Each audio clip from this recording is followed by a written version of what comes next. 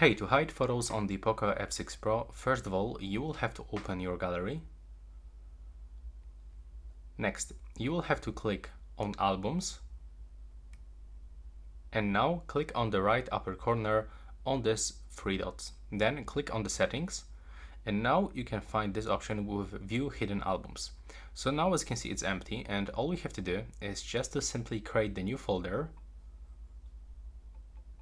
Click OK. And now select all photos or videos that you want to input into this folder and hide this folder. So I'm gonna do this with this screenshot, with this video, and maybe with this photo.